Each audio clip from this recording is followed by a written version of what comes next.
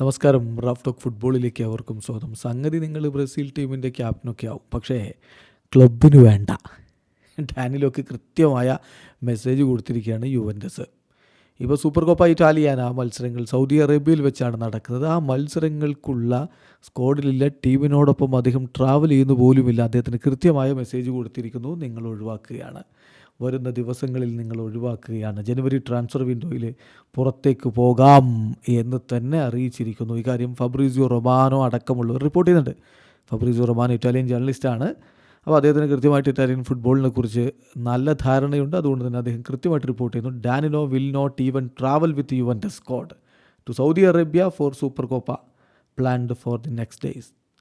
എന്നിട്ട് അദ്ദേഹം പറയുകയാണ്, ഇപ്പം യുവൻറ്റസിൻ്റെ പ്ലാനിൽ അദ്ദേഹം ഇല്ല. He is completely out of Juventus plan. യുവൻറ്റസിൻ്റെ പ്ലാനിൽ ഇടമേയില്ല ഡാനിലോക്ക്. ഈ ജനുവരി ട്രാൻസ്ഫർ വിൻഡോയിൽ അദ്ദേഹം അവൈലബിൾ ആണ്. ഏതെങ്കിലും ക്ലബിന് വേണമെങ്കിൽ അദ്ദേഹത്തെ കൊണ്ടുപോകാം.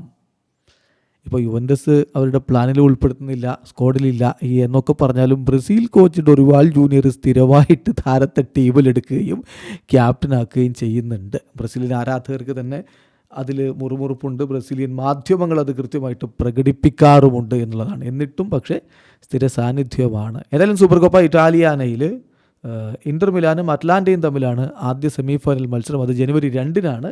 ജനുവരി 3-ന് യുവൻറ്റസ് AC മിലാനുമായിട്ട് കളിക്കുന്നു. ജനുവരി 5-നാണ് അതിൻ്റെ ഫൈനൽ ഇപ്പോൾ ഷെഡ്യൂൾ ചെയ്തിരിക്കുന്നത്. ഏതായാലും യുവൻറ്റസിൻ്റെ ഒരു പ്രത്യേകത, അപ്പോൾ 18 റൗണ്ട് മത്സരങ്ങൾ സീരിയയിൽ കഴിയുമ്പോൾ അൺബീറ്റൺ ആയിട്ടുള്ള ഒരേ ഒരു ടീമാണ്. പക്ഷേ ഇപ്പോഴും അവർ 6-ാം സ്ഥാനത്താണ്. ഒറ്റ കളിയും തോൽക്കാത്ത ഒരു ടീമാണ് അവർ മാത്രമേ അങ്ങനെ ഒറ്റ കളിയും തോൽക്കാത്തുള്ളൂ. പക്ഷേ ലീഗിൽ അവർ 6-ാം സ്ഥാനത്താണ്. അതായത് അവർക്ക് പ്രശ്നമായത് 11 സമനിലകൾ, 18 കളികളിൽ 11 സമനിലയായി. അങ്ങനെ അവർ 6-ാം സ്ഥാനത്ത് നിൽക്കുന്നു.